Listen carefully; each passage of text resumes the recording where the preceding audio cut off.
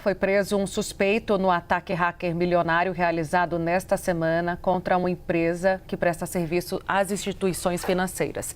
A polícia trata o crime como o maior golpe cibernético do país. Detalhes com Bruno Teixeira. É isso mesmo, Tainá. Mais de quase R$500 bilhão desviados de uma única empresa.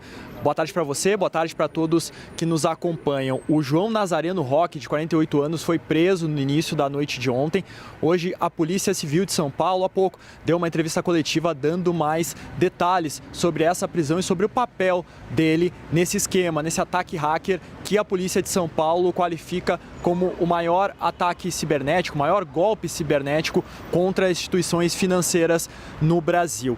Bom, esse ataque ocorreu na segunda-feira, na madrugada, às 4 da manhã, quando então esses hackers tiveram acesso a contas da empresa BMP, uma instituição financeira. Eles tiveram acesso a essas contas por meio desse funcionário, João Nazareno Roque, que é funcionário de uma empresa chamada CIM, uma empresa facilitadora que presta serviços terceirizados para outras instituições financeiras, mais de 20 instituições financeiras, entre elas a BMP. O João Nazareno Roque, ele, segundo a polícia, ele forneceu o acesso, login e senha para que os criminosos pudessem, então, acessar as contas e o sistema da BMP, e assim eles fizeram essas transferências. Das 4 da manhã até por volta de 7 da manhã, eles conseguiram transferir esses valores, repito, R$541 milhões saíram dessas contas. A BMP foi informada por uma outra instituição financeira que conseguiu verificar que valores suspeitos haviam parado em uma das suas contas. Então, informou a BMP sobre isso, que foi tentar entender o que estava acontecendo, como esse acesso se deu por meio de um acesso de um funcionário que estava, a princípio, de um funcionário de uma empresa que tinha uma ligação legal com a BMP. Eles demoraram para conseguir pegar essa suspeita e pegar a irregularidade. E depois só viram, então, que os hackers haviam utilizado esse acesso para acessar as contas.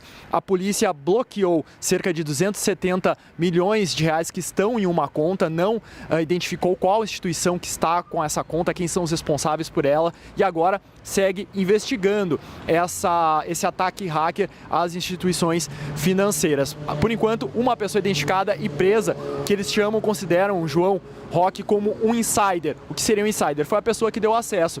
Para a gente trazer num termo bem simples, uma explicação bem simples, num crime patrimonial que a gente vive noticiando aqui, Tainá, seria como se o porteiro, uma pessoa, um porteiro de um prédio, ele desse a chave para os criminosos entrarem num apartamento quando o dono não está, e aí os criminosos vão lá, fazem a limpa. Foi esse o papel dele nesse esquema, de acordo com a polícia. Os policiais disseram que ele foi abordado na saída de um bar e recebeu cerca de R$15 mil para dar esse acesso. Vamos ouvir o que os delegados falaram sobre a dinâmica desse crime. Ele disse que foi abordado saindo de um bar na rua, que ele frequentava, ali próximo da casa dele, por pessoas que já sabiam que ele trabalhava nessa empresa. Então, a informação começou dele, a gente ainda só tem a versão dele a respeito do assunto, né? O material apreendido está sendo analisado ainda. E falaram o seguinte para ele: olha, a gente quer conhecer o sistema da empresa que você trabalha, a gente sabe que você trabalha, assim, tá? E para isso a gente te oferece R$5 mil para você fornecer para a gente a senha e o login de acesso. E depois a gente quer conhecer a estrutura da empresa, como que funciona essa transferência de Pix, como que é a metodologia, os procedimentos, e aí depois ele recebeu mais R$10 mil para isso. Então, ao todo ele recebeu R$15 mil. No dia da fraude, ele falou no dia seguinte, porque foi na madrugada essa fraude, ele conversou, esse pessoal entrou em contato com ele disse que conversou com 4 pessoas diferentes, eram voz de jovens, mas ele disse que só conversava por mensagem, por ligação de aplicativo. O único que ele viu, segundo ele, foi o primeiro que fez a abordagem. E aí no dia da fraude, eles falaram o seguinte para ele: deixa o negócio abaixar um pouquinho, por abaixar, e depois a gente volta a conversar sobre outros valores. E aí depois eles perderam o contato. A gente volta aqui para Brasília, vamos falar com ele, Jonas Maia. Ele acompanhou esse caso desde o início e vai trazer detalhes da investigação contigo. Eli, tudo bem? Boa tarde. O que mais que você conta? Oi, Tainá, tudo ótimo. E você, para quem está acompanhando a gente também. Essa semana, Tainá, você me fez uma pergunta que era quanto que foi desviado? E com essa prisão desse operador de TI da CM Software e também com essa operação da Polícia Civil de São Paulo, a gente começa a ter algumas respostas. Só da BMP, que é uma instituição de pagamento, foram, como o Bruno adiantou, 541 milhões de reais. Mas só dessa empresa. A Polícia Civil diz aí, como a gente acompanhou também, que nesse caso, ele não é o principal responsável pelo ataque hacker, mas sim a pessoa que liberou o acesso com a senha dele para que a organização criminosa tivesse acesso e desviasse esse dinheiro. Então, esse valor de 541 milhões apenas da BMP é muito maior, de acordo com os investigadores da Polícia Civil de São Paulo e também os investigadores da Polícia Federal aqui em Brasília, que a gente tem que lembrar. Também tem um inquérito aberto para investigar essa situação, esse ataque hacker que está sendo chamado de um assalto virtual histórico, que até então não havia sido visto na história do Brasil. Tem um outro ponto também que a gente tem que destacar, Tainá, é sobre a confissão. O preso é um preso temporário, esse operador de TI, diz que foi abordado, sim, e deu as credenciais dele para que o grupo agisse, o que indica e aponta, de acordo com a polícia, de que tem muito mais gente envolvida por trás dele, que ele não agiu sozinho.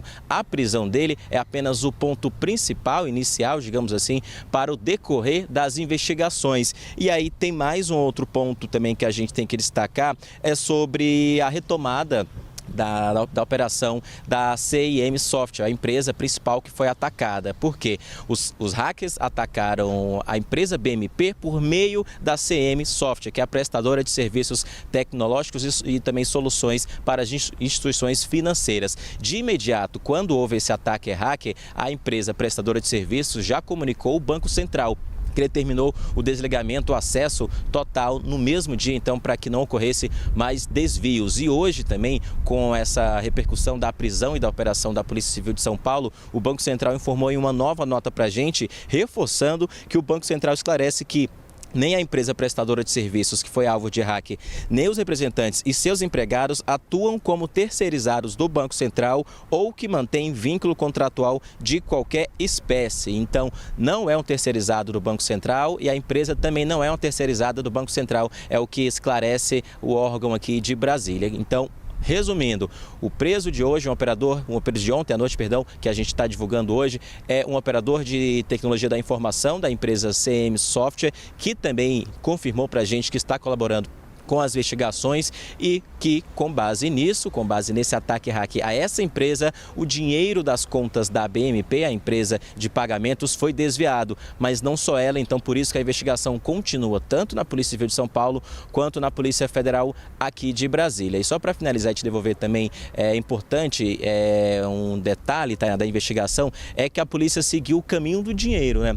Tanto como o Bruno disse, 241 milhões de reais foram bloqueados em uma conta que a polícia achou de dinheiro que foi desviado. Seria uma conta para deixar guardado esse dinheiro desviado. Então essa conta foi bloqueada, todo esse dinheiro foi bloqueado de acordo com a decisão da Justiça. Investigação que, claro, a gente vai continuar acompanhando. Tem muito desdobramento a partir de agora com esse ponto principal, pontapé inicial desse caso, esse esquema que a gente está acompanhando como um dos assuntos da semana, né, Tainá? Com certeza. Obrigada pelo retorno, Eli Jonas Maia.